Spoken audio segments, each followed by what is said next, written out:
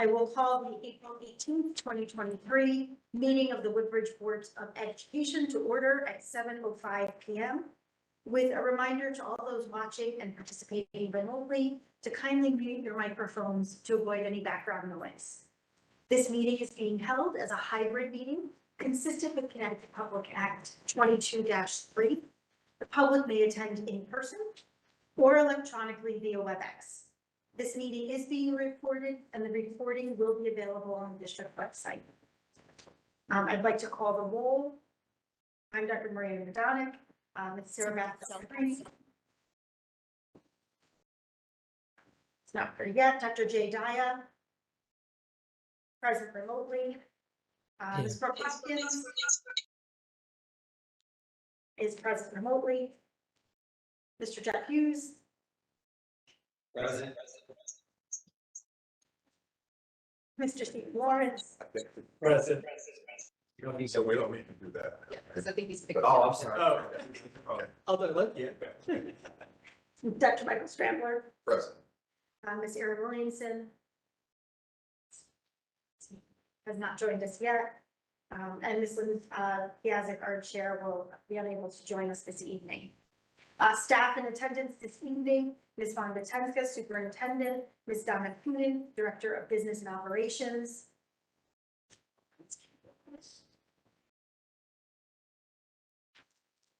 Ms. Annalise Sherman, Principal, Mr. Jamie Sapia, Assistant Principal, and Ms. Marcia DeGennaro, Clerk of the Board. I'd like to ask everyone to rise for the Pledge of Allegiance. Ms. Marcia Mitzer, I pledge allegiance To the flag of the United States of America and to the republic for which it stands, one nation, under God, indivisible, with liberty and justice for all.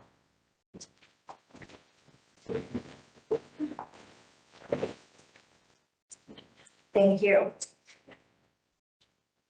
Not to put you on the spot, but 1C correspondence.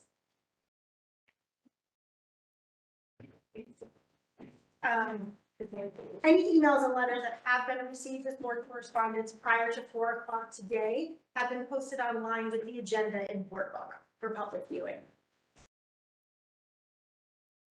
On to public comment. The board welcomes public participation and is appreciative of the feedback we've received from the community, whether it is through letters or public comment at meetings. If you are making a public comment at tonight's meeting, please be aware the board will not respond to any comments made during the comment period, except to clarify issues, but we will take into consideration your comments and when appropriate, district administration will follow up with you at a later point in time. We ask that speakers limit their comments to 3 minutes, and we will serve as timekeepers. Mr. Hughes, will you serve as timekeeper in case we need to this evening? So that we can be respectful of all of our speakers. Please raise your hand and online in the participant list. If you would like to make a public comment, and we will review that now. I'm not seeing any, Maria. I don't see any public comments either. So we will move on to our next agenda item 1E, which is our PTO reports. A written report from PTO can be found online in board book. I encourage the public to access the report. And I believe Rushi has joined us here this evening as well. Rushi, are there any additional comments or highlights that you would like to make this evening? No, I think the report covers everything. So just please read the report. Thank you. You're welcome. Thank you. And I know that there's lots of fun events coming in springtime right now that are being posted online. So I encourage everyone to take a look at that report and be on the lookout for some community events that are occurring. We will move on to item 2 on our agenda, the consent agenda. The minutes from the March 20th regular meeting, as well as the March 28th and March 30th special meetings, are included in this evening's consent agenda, along with a budget narrative, a budget summary, the detailed financial report, and the combining financials. Also included tonight are the following policies for 30-day review. Policy 9311, Committee of the Whole. 9311, Formulation, Adoption, Amendment, and Deletion of Policies. 9312, Formulation, Adoption, Amendment, and Deletion of Bylaws. And 9313, Formulations, Adoption, Amendment, and Deletion of Administrative Regulations. Does anyone on the board wish to extract anything from tonight's consent agenda? Just gonna look online. I don't see any motion for that. May I have a motion to accept the consent agenda as presented? Stephen? A second? Jeff? And I will call this one. I vote yes. Ms. Sarah? Yes. Dr. Dejaya? Yes. Ms. Brooke Hopkins? Yes. Mr. Jeff Hughes? Yes. Mr. Stephen Lawrence? Yes. Dr. Michael Strambler? Yes. That is unanimous.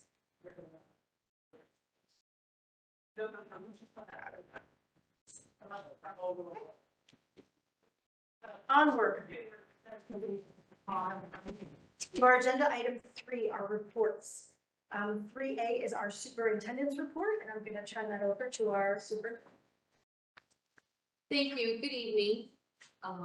Just a few things this month. Our enrollment for the month is in your packet, and as I shared at the Board of Selectmen's meeting last Wednesday night, Beecher Road School has a total of 867 students with the growth of 2 students from March 23. 1 student was added to pre-K and 1 was added to grade 1.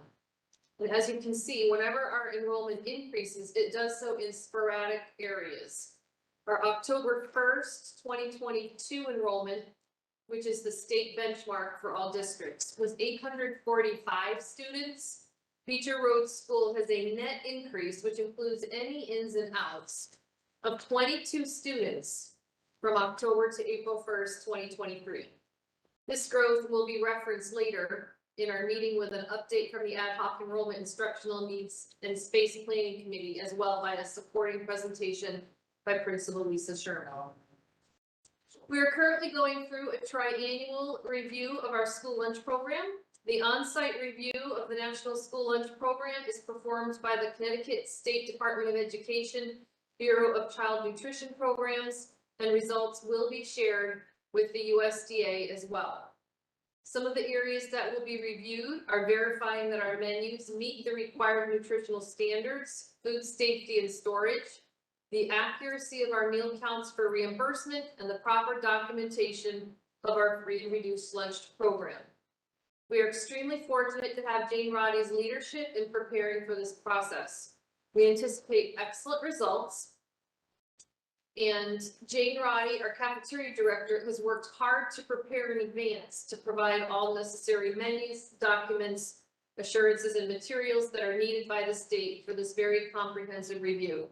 Donna and I would like to publicly thank Jane and her entire food service staff for their hard work and friendly smiles each day. It's very fun to walk through there and visit with everybody. We are lucky to have this great group working for us. On March 16th, the Woodbridge Board of Finance recommended a budget of $17,091 for the Board of Education for the 23-24 school year. This number represents a reduction of $208,240 from the Board of Education's approved budget of $17,225,331. I've been busy working alongside Donna Coonan, our Director of Business Service and Operations, and our administrative team to identify areas of reduction to our proposed budget for the board's consideration that will allow us to continue to support and advance the educational vision, mission, and goals of our school district. I appreciate that you as a Board of Education believe that a school district's budget reflects the commitment to the community to invest in the future of our children. And we appreciate all that you do to support our learners at Beecher Road School. We anticipate on sharing our ideas soon with you. Prior to April vacation, we announced to the school community, staff, and board that we are very proud to have Anthony Taddy as our new extended day director, and Tim Rourke is our returning assistant director for extended day. We are confident that Anthony Taddy's experience with Beecher Road School, E-Day, and directing the Woodbridge Club will be an asset to our program. Additionally, we were so pleased that Tim Rourke decided to continue in his role as assistant director, where his experiences in this role will help the entire community experience continuity of a program alongside comfort and familiarity with our Beecher Road community. And I'll address summer plans next in my very brief overview of summer programs. Any questions on that part? Any questions from our remote attendees? Okay, thinking. So for this year, we are working within the parameters of 2 summer programs for Beecher Road School. In the past, we've had, maybe some other opportunities, some of which were funded by, our ESSER funds, and some that were, I think, more tutorial. The problem with so many great programs is that they draw from the same great staff. And we have a lot of great staff here, but they can only go so far. So we can't really compete with each other too much, or we won't be effective with anything. So this year, and we're gonna assess at the end of the year and see how that looks. We are focusing on the mandatory required extended school year services. That program is for special education students that are identified through the PPT process, or individualized curriculum and services that will be delivered in the summer through the end of June through the end of July, 4 days a week, Monday through Thursday. The directors of this program are Melissa Caparosi and Jen Naylor, and it services approximately 60 students pre-K through grade 6.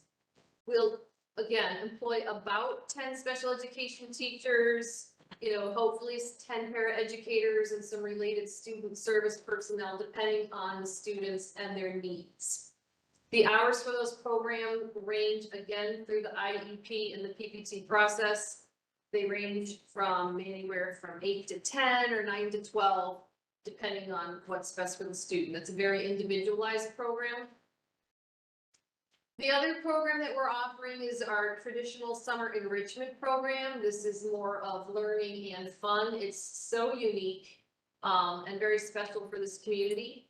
And this one is tuition based. Our co-directors for this are Barbara Ahern and Jean Ciarleglio. And depending again on the number of staff that show interest, we'll have up to 50 creative summer experiences that are run by, maybe 15 Beecher Road teachers, paraeducators, and a few returning college student support staff. Let's see, this also runs commensurate with extended school year, Monday through Thursday, from the end of June to the end of July. And sometimes we actually have students that kind of go from extended school year right over to some summer enrichment, which is lovely, that they get a little bit of learning in the morning and a little bit of fun in the afternoon. These sessions run from 8:30 to 11:30, so they're 3-hour chunks. And the half hour in between, children can elect to stay and have lunch and play for a half hour as well. So those are the 2 programs that we're going to focus and see how we can pull for staff. Sometimes it's hard over the summer. Our teachers work so hard all year long. And, we certainly hope they're interested in these opportunities because we open it up to certified staff that are under our employee first. The other piece that we're working on this summer would be some summer curriculum. I think it was the second page of that. That's okay. And again, it's all about focus. So this year, we're taking our resources and we are going to try to focus and hone in on developing a reading curriculum guide for the grade levels. This work would be done through teachers. We really don't want to design a curriculum for teachers to use. We want their input and their voice. It's their work. So we've contracted with Dr. Michael Rafferty. He works in nearby Derby part-time, but he's a statewide renowned consultant. I'll be sending out his resume to the board with my Friday update so that you can learn more about him as a human and as an educational leader. He focuses specifically on literacy, the science of reading and reading development. So he'll be working with Lisa, Jimmy, and I 4 days right after school ends. We're going to try to develop this curriculum design team theory that, you know, kind of captures teachers in a predictable fashion year after year, right after school gets out, the next few days before they go on vacation and or start to work some of our other summer programs, right? So we have to be strategic about when we do this. And we are going to open this up to as many teachers as we can to represent the grade levels and really try to tackle some curriculum guides for all of our reading units to get some vertical articulation and some common assessments and some performance tasks identified. We probably won't finish it all this year because Dr. Rafferty is going to help me. We have a lot of common beliefs about curriculum design. So he and I are going to work together with the administrators, Lisa and Jimmy. Lisa has a lot of experience as well. Some of this will be front-loaded professional learning so that we can establish a process for teachers to know, common template to use, so that in the years ahead, we can establish a consistent curriculum review and implementation development process. So while this year we're going to slow down and pay attention to just reading and literacy, that will open up the opportunity next year for us to try to tackle some more subjects and maybe even proactively a little bit earlier in the year to get started. Any questions on that? Yes, great, thank you. How's this come into play with the waiver and stating? Great question. So Dr. Rafferty and Lisa and Jimmy and I, we've talked about that. And a curriculum really is based on standards, that understanding by design of what are your priority standards. Those are Connecticut state standards. They don't change. So we are actually working to help teachers kind of pace out the standards and what students need to know and be able to do in certain units. What might change would be some of the resources that they might use. But also we anticipate, if anything, if our waiver was not accepted, we would anticipate that we would need to strengthen parts of our units, not replace and not extinguish, because they're based on the state standards that at this point, they're not going anyway. So if anything, it might be that we would have to enhance, you know, phonemic awareness or phonics, or maybe how we're addressing integrated comprehension. It really just depends on where we see our weaknesses. And some of that's determined by our data analysis that we did do the waiver. It would be very helpful to see where we have some performance gaps in our students, because that's the areas that we would say we need to strengthen. Yeah. Any other questions? For any of our board participants online, feel free to unmute and ask a question. Sometimes I can't see everyone on our board. Wonderful. Thank you very much, Wanda. I appreciate that. We are going to move on to our next item, which is our Venture Road School update. And for that, I'm going to turn that over to Ms. Annalisa Sherman, our principal. Is it okay if I sit over there? Yes. Mr. Billings said that would be okay, please sit near me. Thank you. Specialist. All right, good evening, everybody. So thanks for allowing me to be here with you, and I just said it feels very special to sit at like the official Board of Education table. Just a few quick things to share with you. First of all, we had our book swap. I'm hoping that those of you that have students here came home with really great books. I know that I encountered a lot of very enthusiastic readers. Many thanks to the PTO and the volunteers for organizing it. it was amazing how many books that we had in here and the condition that they were in. They were all in like really, really good condition. So many thanks to the PTO for organizing that for our students and just continuing to support literacy here at Beecher. And as I'm sure you know, our book fair is coming up very soon. Family night is coming up. There will be a pizza truck, which I know is a huge draw for many, many families. So that's coming up soon too.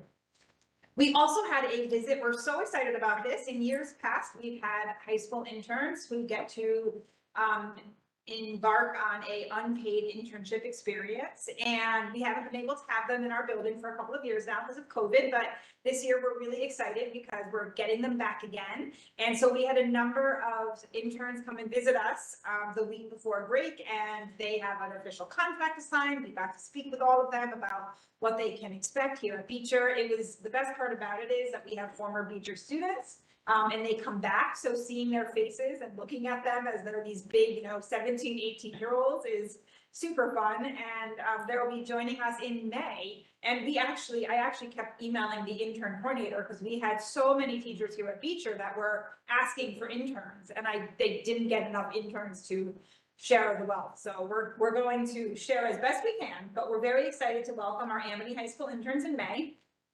We also had Spirit Week. I'm sure many of you know that. That just happened. Our student council helped to organize that, and in conjunction with Spirit Week, we had a collection of coins each day, and the coins are always donated, collected, counted, and then donated to various charitable organizations. So shout out to our student council kiddos because they love those coins and they count all those coins and they help organize Spirit Week. It was really fun.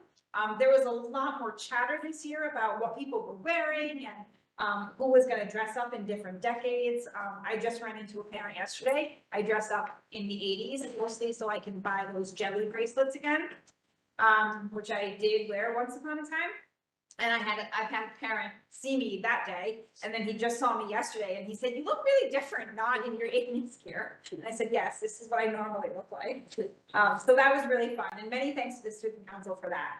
Conferences also happened, and right before break, I have to give a big shout out to my assistant principal. It was assistant principal week, so kudos to Mr. Stavia for just being phenomenal. I will admit that we did not do enough to celebrate him because, for what he does and what he deserves. It was the week before break. It was a little bit crazy, but we're very grateful that he's here with us. So huge shout out to Mr. Stavia there on the screen.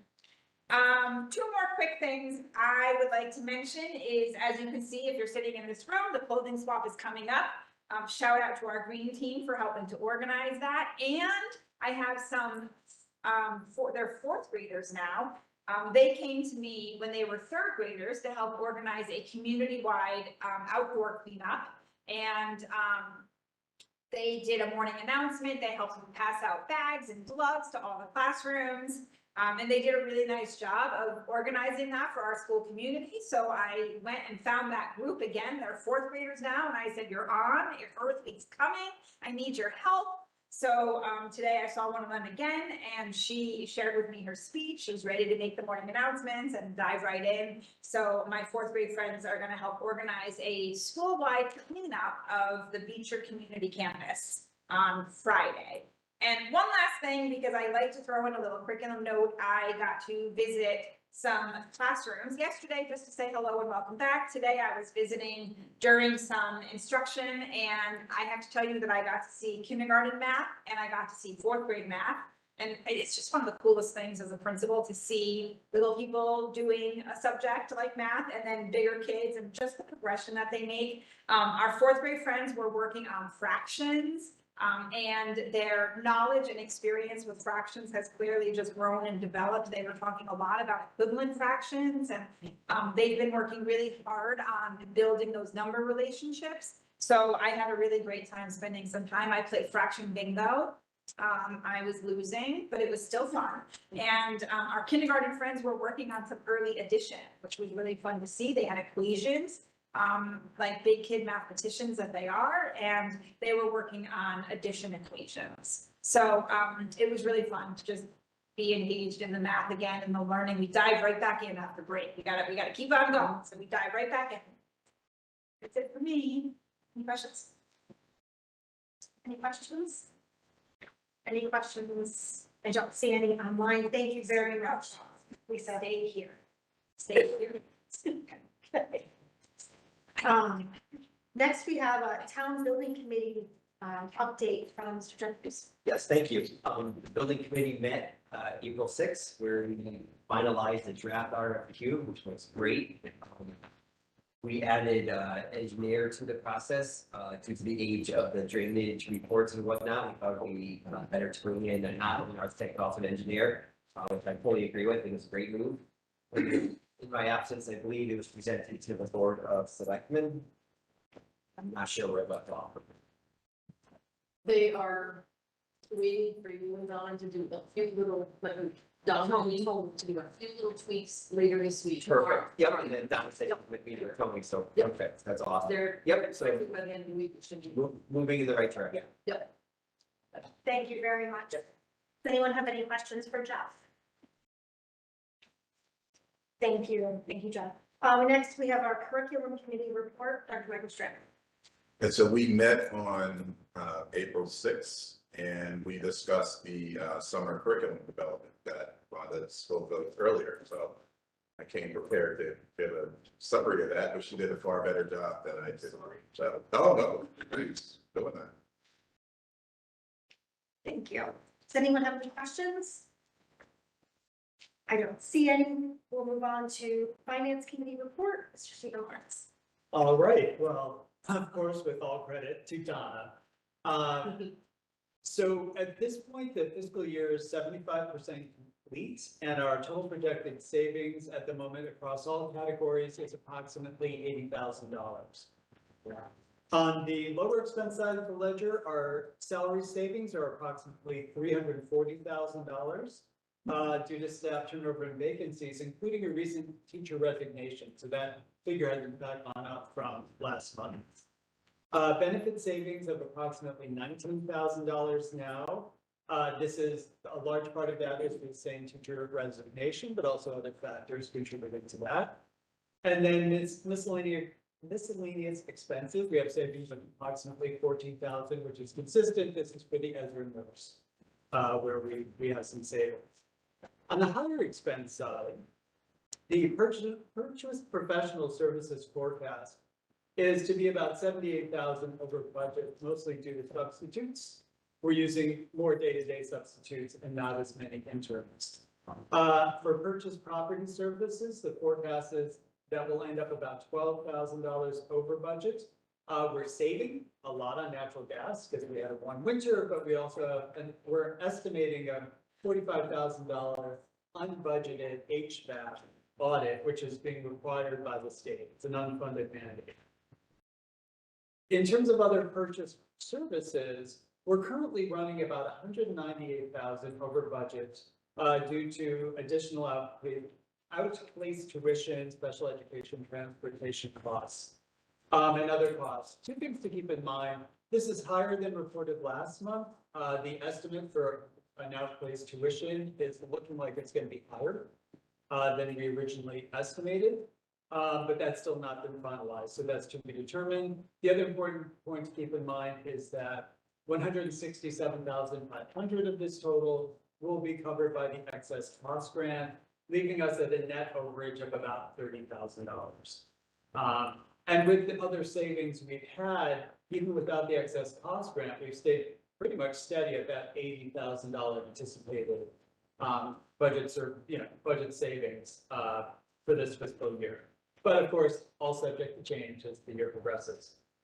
Finally, for materials and supplies, we're running about 5,000 over due to the purchase of some unbudgeted security supplies.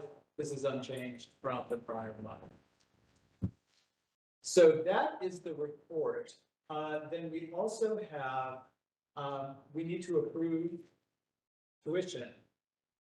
So for each year, the Board of Education is required to approve the tuition fee for pre-K at Beacon Road School.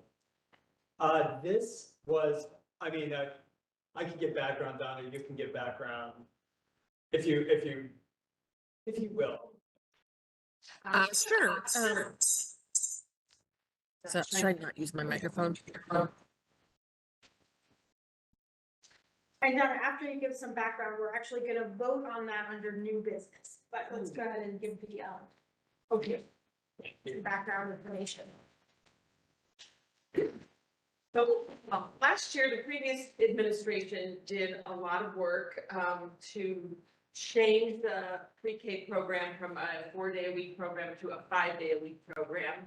And, they settled on a tuition amount of $3,250. They checked with the other VOA districts as well as some private, preschools in the area and found, they set theirs right in line with Warren and Bethany. This year we are expecting, estimating about 10 paying, students to enter the program. So at that rate, that would be about $32,500 of revenue to us. We use that revenue to offset our pre-K teacher salary. And when we built our budget, we used $27,000 as an amount that we were planning to have to apply.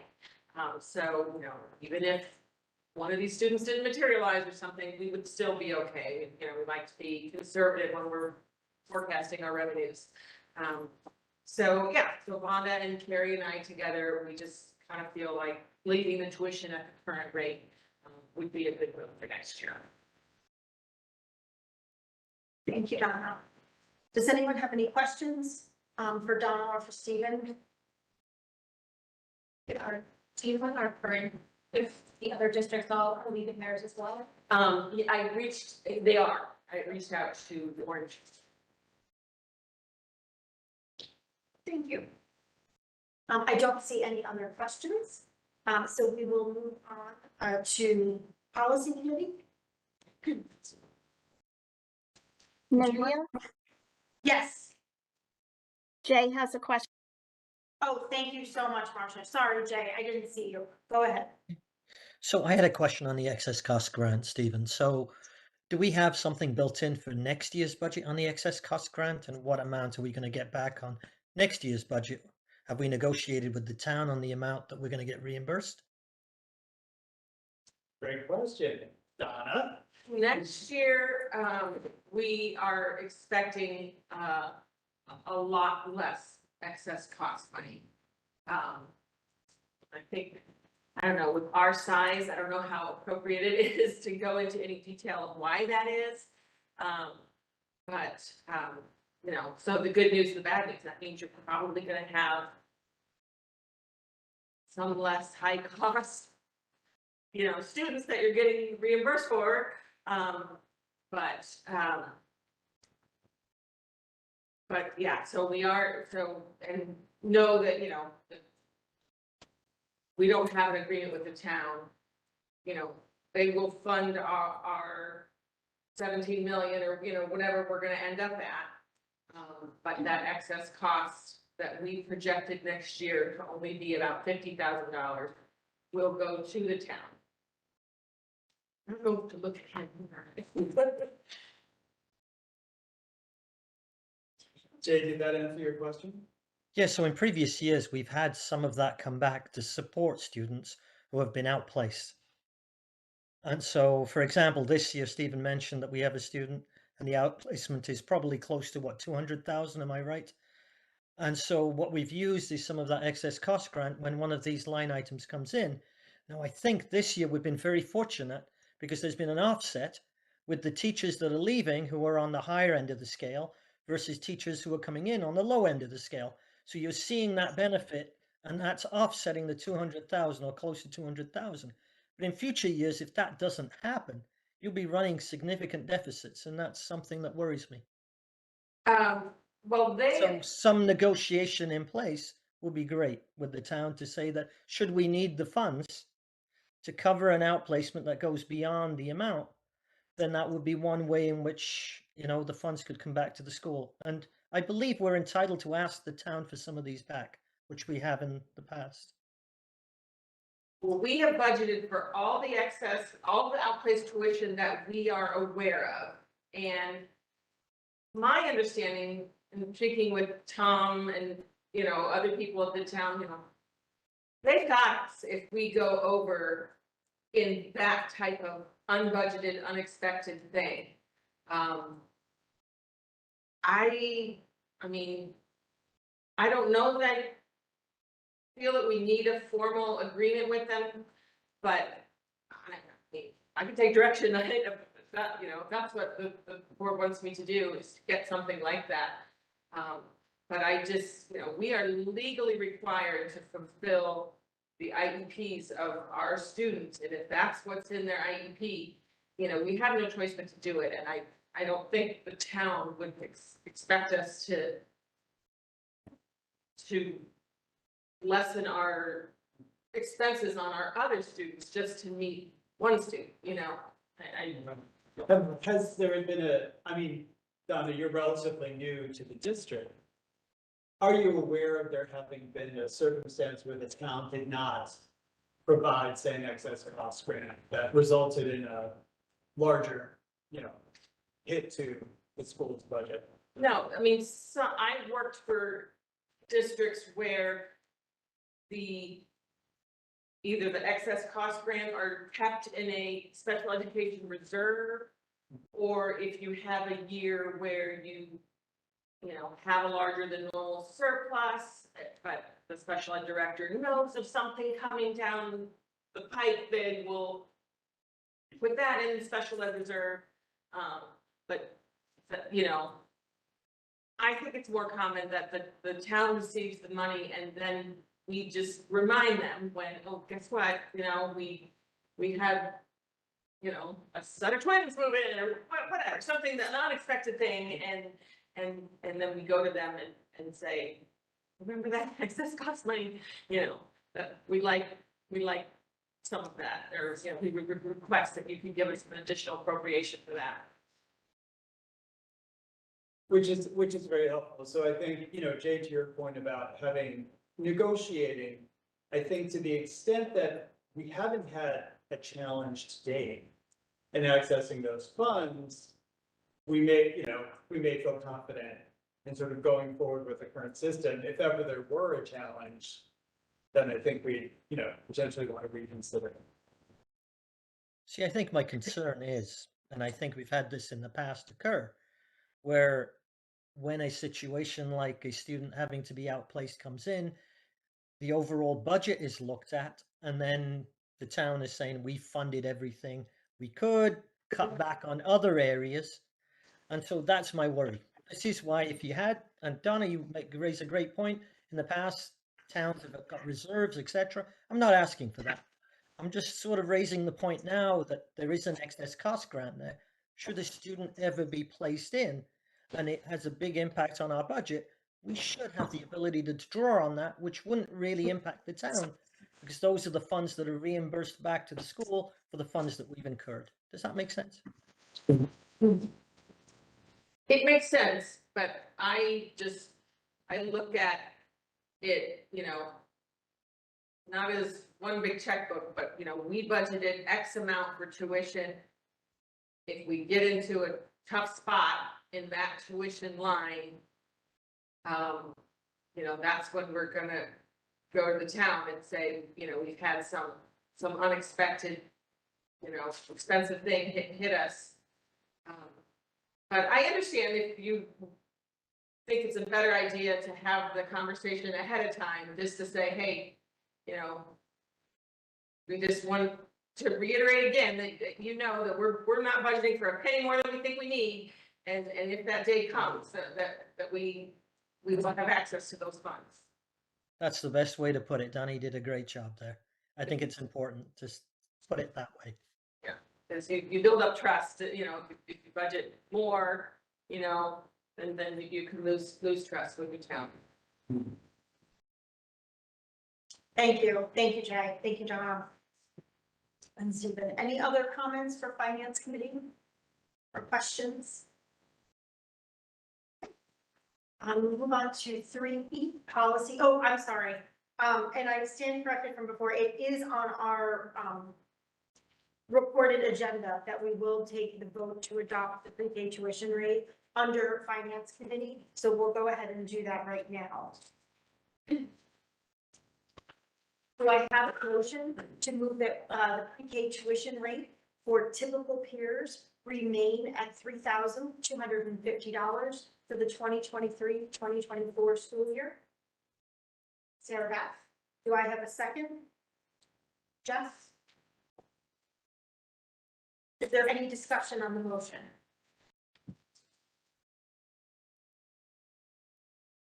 Any discussion from any of our online board members, just in case I can't see you, go ahead and unmute. No, okay. Then we will take the vote. Dr. Michael Stradler, Yes. Mr. Stephen Lawrence, Yes. Mr. Jeff Hughes, Yes. Ms. Brooke Hopkins. Yes. Dr. Jay Daya. Signaling yes. Ms. Sarah. Yes. And I vote yes, that is unanimous, Martha, thank you.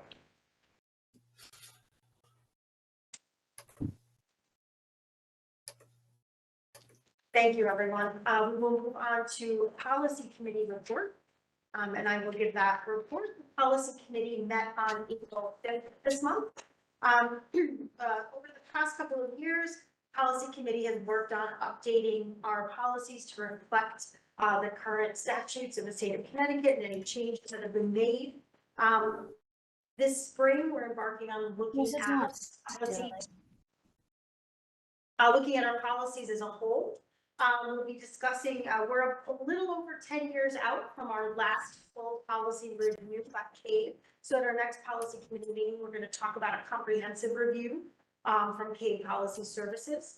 But in the meantime, the policy committee is looking at our 9,000 series, which are our bylaws of the Board of Education. And we're going to look at those, making sure that those reflect current board practices and updating as needed. So in your board packets tonight, there are a few policies for review. The first policy is 9131, and that is a policy that states something that is not how the board functions now regarding our committees. So that is a complete deletion.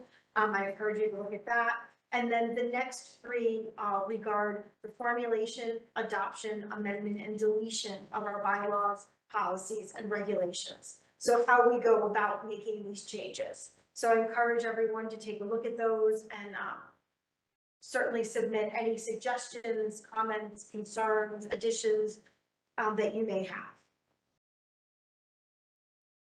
Thank you. Any questions for policy committee? We don't see any.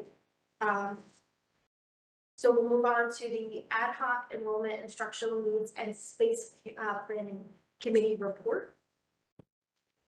And the committee met this past month, twice this past month.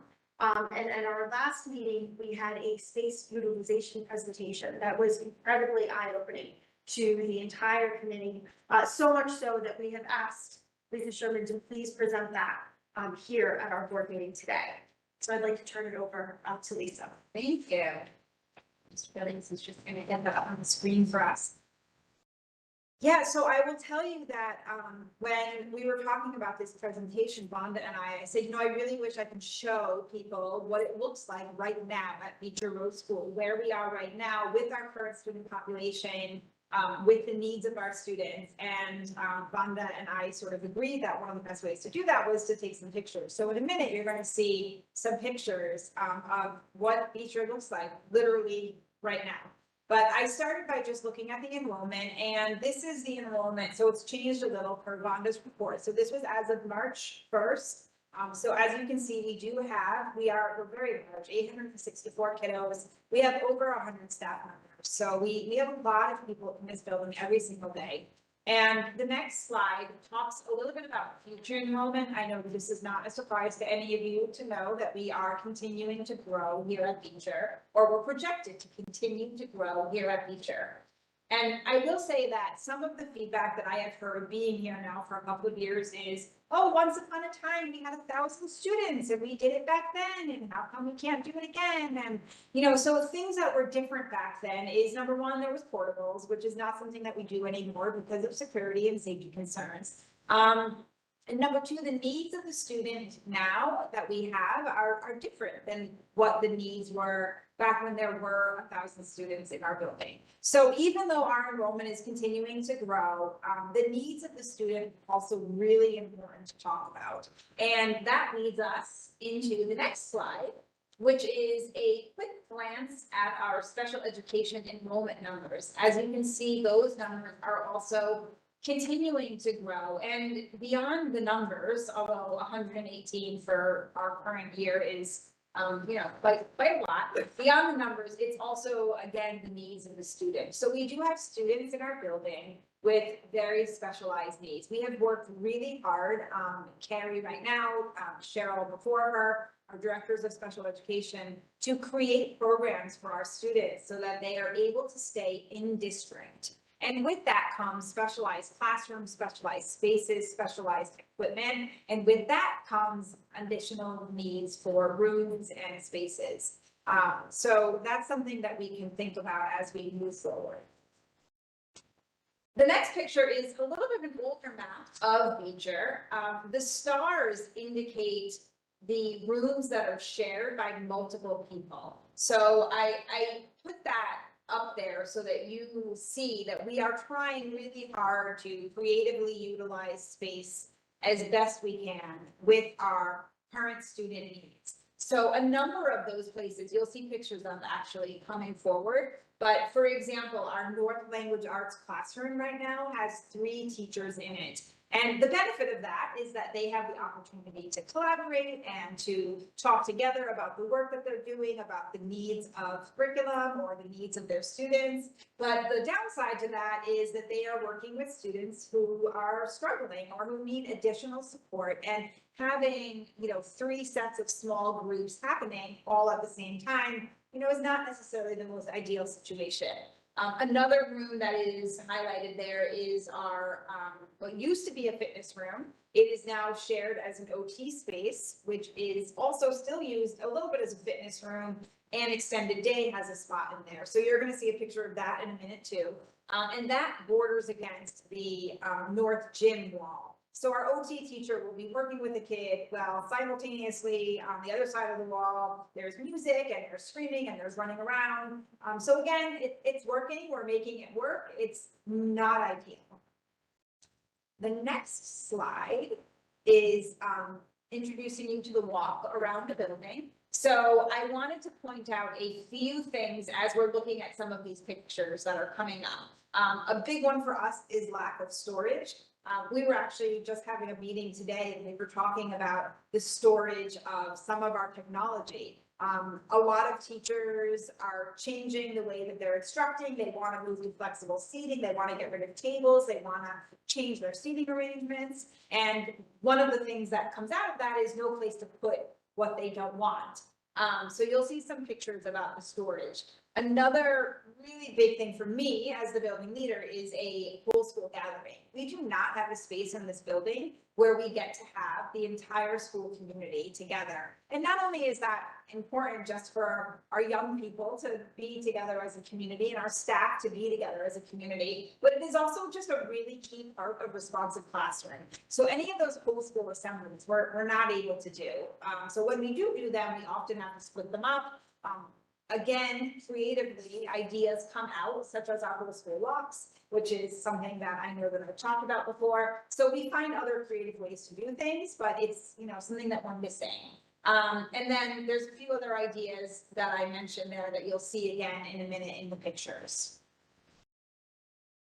So here we are walking into some of our rooms. The room on the left is the North Language Arts Lab that I mentioned. So there are 3 teachers sharing that room, and they creatively tried to put up bookshelves to make sort of some natural dividers.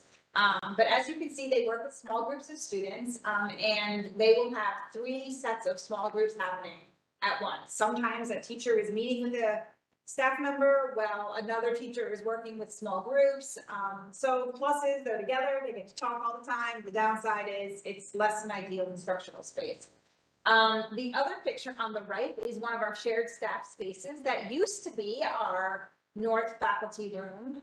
We had to take it over and eliminate it as a faculty room, and instead we turned it into a speech space. Two different speech teachers share that space now. And that is actually the place where Extended Day did their cooking programs, because there is a stove that Extended Day purchased and a refrigerator, a sink in there. And Extended Day is running cooking, but doing it in a much different way and in a much different space than what they were able to do when they had access to the stove and the oven and the sink and stuff. So we did sort of take over that space. We also have to get really creative with some of our staff members' office spaces. So the picture on the left is actually our BCBA, our behavioral support staff member. She is literally using a closet as an office space. Again, she got really creative with arranging the furniture and decorating, but it's a windowless closet that she is currently using as her office space. The room on the right is our multi-language learners teacher. She is actually in what used to be the reading room in the library. And again, it's, you know, a small space. She has sometimes more students than she can fit in there, and she is in the library, so she will have them sometimes work out in the library and then some kids work in there with her. But again, it's unfortunately a windowless room that she is making the most of and using it to the best of her ability with the students that she works with. The notion of supporting our students is one that I mentioned earlier. This is one of our specialized classrooms. So in that classroom, there are students with more significant needs, and there are often a number of adults that go with those students. So those students will have a teacher, and then they will also have a number of paraprofessionals. And so they also, one of the program needs is a space where the students can go and calm down, and that's what you're looking at in the right. So we have several of these specialized classrooms now, again, in an effort to keep our students with us in district, and they often require a space nearby for a calming space for the students when they need it. Unfortunately, right now, the classroom that you're looking at on the left does not have that space. The picture on the right is down south. So we only have one classroom that actually has that calming space available to them. And the other classrooms, if they have a student who is having a challenging time, either the other students leave the room or they work to relocate the student that is struggling into a different space for them to calm down in. And that depends on where the student is or what's happening, but they do have to sort of get creative in how they support the students' needs. This is storage. This is the fitness room. It used to be the fitness room. It is now being used on the right-hand side. You'll see that is our occupational therapy teacher's space. And then right over that wall is the fitness room equipment that is still set up. Because we have the number of students and sections we have, we sometimes have PE happening at 3 different times, 3 of the same time, sorry. So the north gym and the south gym is being used, and at the same time, our health teacher will be teaching a PE class in that fitness room. So she does use that space because she has to, because we have nowhere else to have a PE class because of the number of sections and students we have. In terms of storage, that picture on the left is the other side of that fitness room, and you can see it is just filled with equipment because there is nowhere to put it. So that is a space that we're actively using every single day for our students, and that's what it looks like. In terms of storage, the equipment is stored in hallways, and again, we have some students with specialized equipment and there's no place to put it. So the picture on the left sort of indicates some of that specialized equipment. There's a filing cabinet. The custodians have nowhere to put their Zambonis. There's one up north, there's one down south. Mr. Taddy is storing his soccer nets out in the hallway as well. and it's a hallway that students traverse daily and they have to walk by. The equipment, I did have to send out at the beginning of the year a message to remind staff to keep their students off of that equipment because it was getting fiddled with by students and causing unsafe situations where a teacher went to go put a student in one of those pieces of equipment and the student was almost injured because the equipment had been fiddled with in a way that it was not attached correctly. So that's, cause for concern for us. We only have one staff lounge. It is located down south. The size of our building. So our first grade teachers, for example, I don't think they ever go down there to eat lunch because it would take them like 6 or 7 minutes just to get down there. So they find other places to eat their lunches, and sometimes that's in their classroom, sometimes they will eat in the North Office conference room. But having a shared common space, and just in terms of the culture of our building, one of the things, and I know this to be true, not only because I've been here, but also when I first got here, one of the things I heard over and over again from the staff members was how important it was to connect across grade levels, to get our first grade teachers and our fifth grade teachers to talk together, because it's such a big building that you can go, days and even months without ever seeing somebody on the other end of the building. But the staff lounge is one of the ways that they were able to do that. If their lunches overlapped, they could eat together, talk together, get to know one another, just build that community, build that school community. And that's just important because that leads to conversations about, it's important just because relationships are important, but it also leads to conversations about partnering students up, creating book buddy classrooms, allowing opportunities for students to visit other teachers. So that opportunity is lost right now because we only have the one staff lounge and it is not used as often as it could be because it is located so far away. The rotunda is a space that we unfortunately can't really use often because of security reasons. The doors don't lock, so we cannot put students in that space for an extended period of time. It has been repurposed. We could see it's used now for some small group instruction by the teachers who are around that area. And it is also, again, a storage space. There are desks and chairs and tables that are being stored in that room right now because there's A, nowhere else to put them, and B, that's a space that we can't really use consistently due to the safety reasons. You're picking with that, So this is my example of music on the right-hand side. That's our music teacher. That's her classroom right there, that chart. She does not have an instructional space and she has a very busy schedule. There are days where she's teaching, anywhere between 8 and 10 classes in a day. So that means she is hustling. And there are some periods where she goes from one end of the building to another, pushing her cart. The PTO bought her a ukulele cart too, which was so generous of them. So sometimes she's like driving both around. I shouldn't laugh. It's not funny. I feel bad for her actually because she's pushing a cart. She's trying to drag her ukulele cart. And again, she's doing a really great job providing an amazing musical experience to our students, but it would be far richer if she had her own classroom and she had access to all the music equipment that we have stored away right now in the band room. We have xylophones, we have so many things, we have drums, we have so many rich opportunities that are just far more challenging for her to access right now because she's teaching from a cart. The room on the left is actually a Spanish teacher's classroom. It is a very, very small room. She teaches, when our younger students are in there, it's not as bad because obviously they're littler, but when you put 6th graders in that space, it is super, super crowded.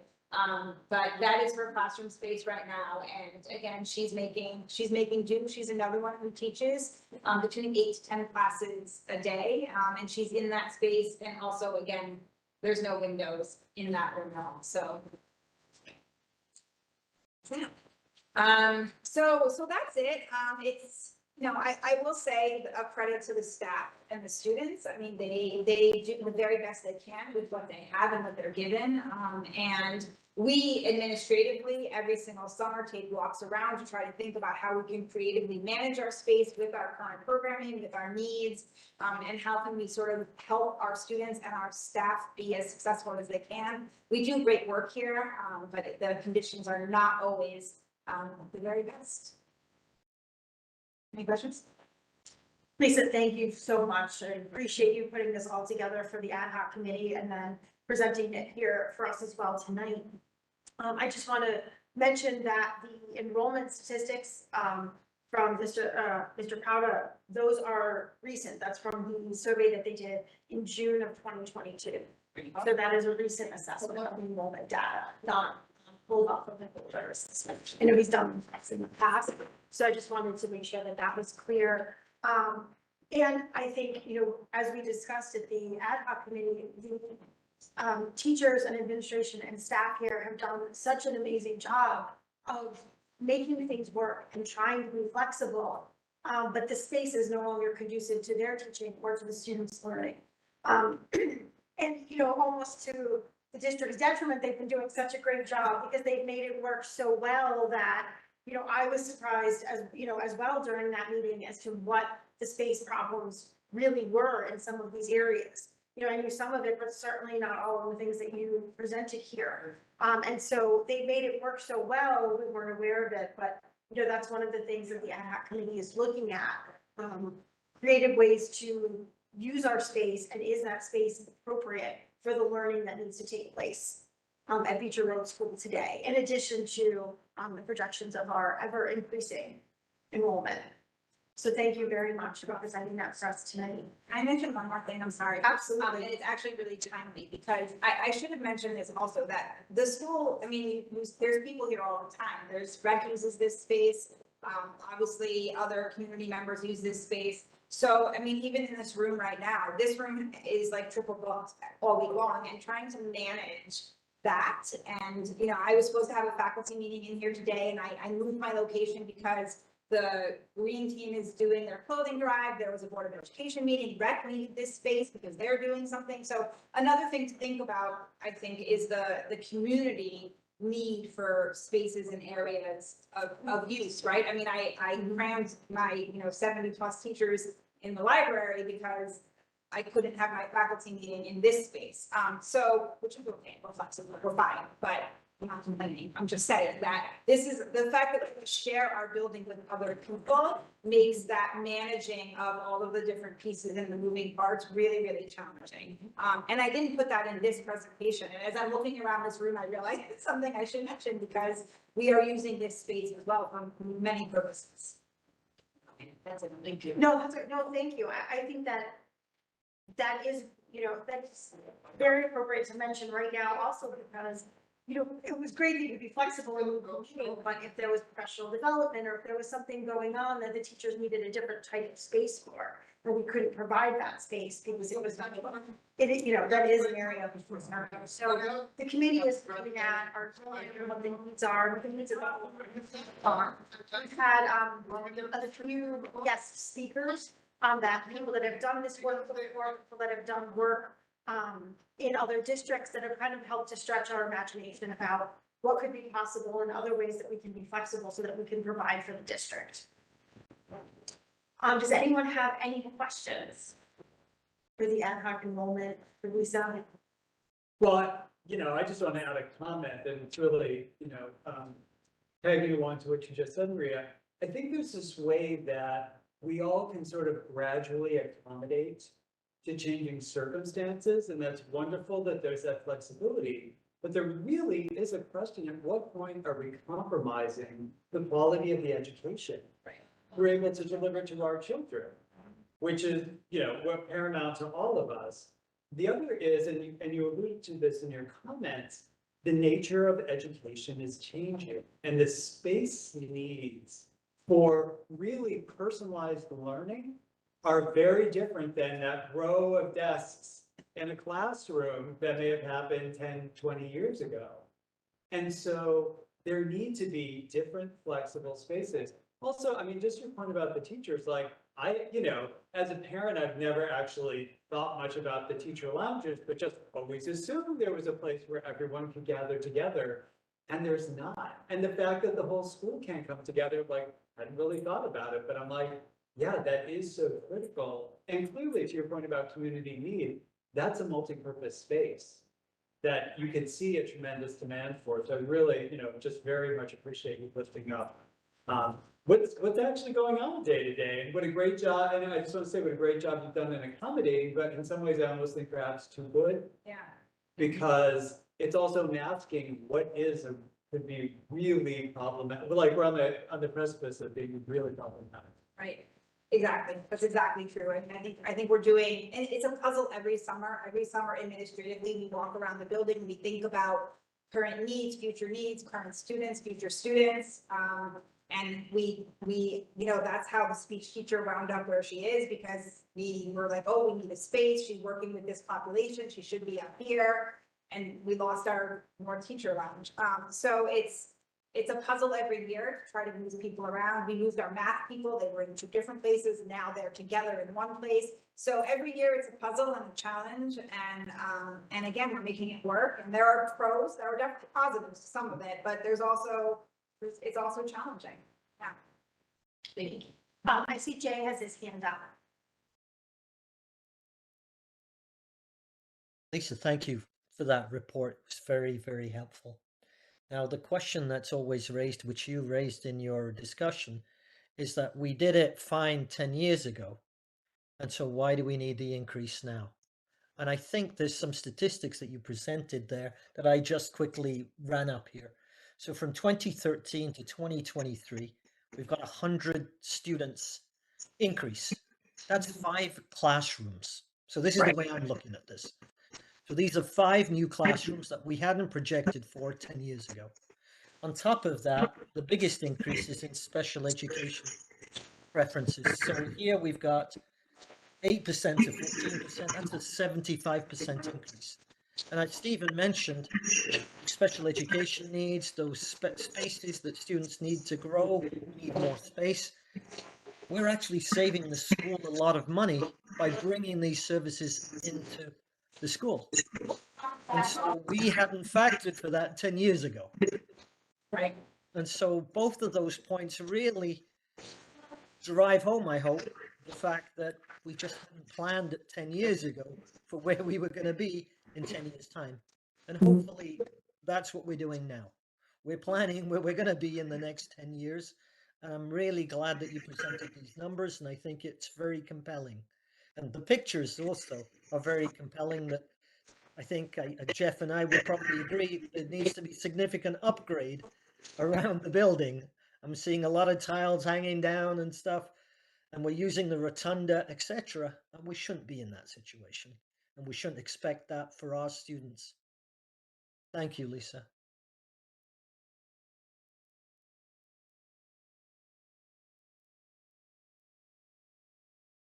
In a negative way, and that is like the day we can't meet the needs of those students, you know, to change, you know, I'm calculating the tuition and the busing for each one of them to go to the more appropriate environment, so, it's something to keep in mind.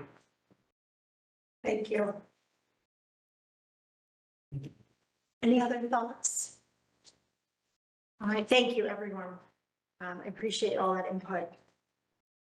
Onward to 3G, CAPE liaison reports. I don't have anything new other than the save the date for the CAPE caps. Again, I'll remind everyone is November 17th through 18th coming up.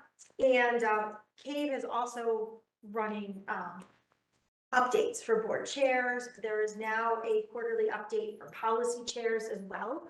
So I know Lynn attends those. I attended this past policy chair update, and it was very informative about the laws that are in front of the state of Connecticut and the strategies that he was thinking about taking in order to meet some of the needs that may come up. And I just encourage everyone to go to the CAPE library, because if you miss a webinar or one of their informative sessions, they just had one on all the education bills that are now up before the General Assembly. They did a nice summary of those. Those are all in the CAPE library, if anyone would like to view those. Do you have anything? No, just, okay. All right. Any questions? Okay. No, all right, thank you. We'll move on to upcoming meeting presentations, board self-evaluation and the CAPS student recognition. May's board meeting will include a continuation of the board's self-evaluation as well as our CAPS student recognition.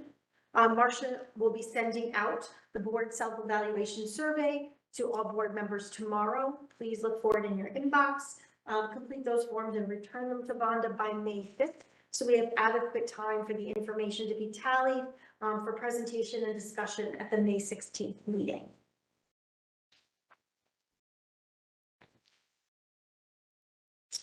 And we're going to move on to number 4, new business, accept certified staff resignation.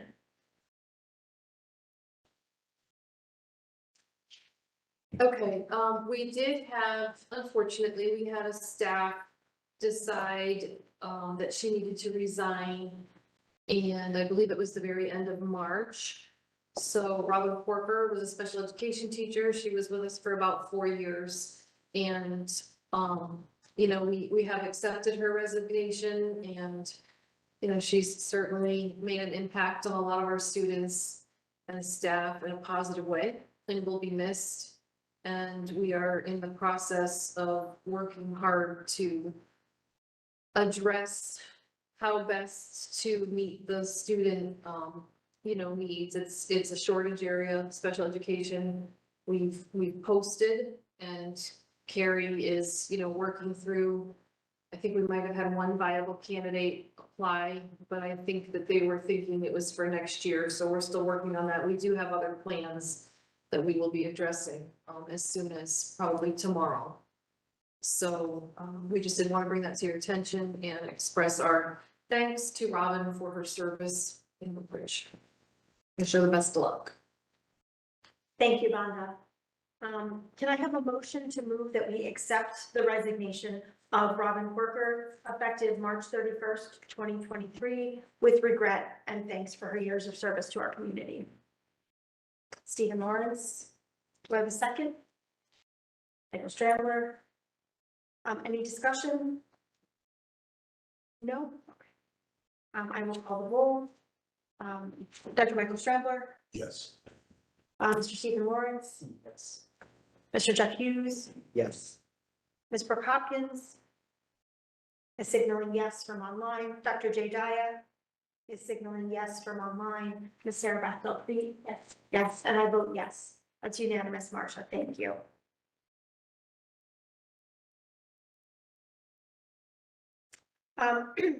Your monthly community service announcement, and I must give credit to our board chair, Lynn Piazzik, for all her help, even though she couldn't be with us tonight, to putting the meeting together and making sure that I stayed on track this evening. And so I must give her recognition for her community service announcement today. The Enrollment, Instructional Needs and Space Planning Ad Hoc Committee will meet on Wednesday, May 3rd at 4:30. The town preliminary budget hearing will be held at the Amity High School Auditorium next Monday, April 24th at 7:30 p.m. The Facilities Committee is scheduled to meet on Thursday, May 4th at 4:30 p.m. The Finance Committee will meet again on Tuesday, May 9th at 4:30 p.m. And the annual town meeting will be held in the Amity High School Auditorium on Monday, May 15th at 7:30 p.m. And that means that our next regularly scheduled Board of Education meeting will be held on Tuesday, May 6th at 7 p.m. And also would like you to note this evening that the regularly scheduled June Board of Education meeting has been changed from Monday, June 19th to Tuesday, June 20th to allow community members to celebrate Juneteenth if they so choose. All right, and we will, the board will again take any public comment at this time. And look at the participant list. If you would like to make public comment, please just raise your hand in the participant list if you are online. I don't see anyone. See anyone? Okay. And then we will move on to executive session. in accordance with state statute. The board will enter into executive session in accordance with state statute for the purpose of receiving safety and security update. For the public's information, no action is expected following the executive session other than to adjourn the meeting. I need a motion to go into executive session, inviting Superintendent Vonda Tenska, Principal Lisa Sherman, and School Resource Officer Vinnie Lynch. Sarah Beth, do I have a second? Dr. Stramper? I will call the roll to go into executive session. Dr. Michael Strambler? Yes. Yes. Mr. Stephen Morris? Yes. Mr. Jeff Hughes? Yes. Ms. Brooke Hopkins? Yes. Thank you, Dr. J. Daya. Yes. Is it over online? Ms. Sarah Beth Delphi? Yes. And I vote yes. That is unanimous. So we will adjourn this portion of the meeting, go into executive session, and then we will come back to the public session to adjourn the public session for the evening.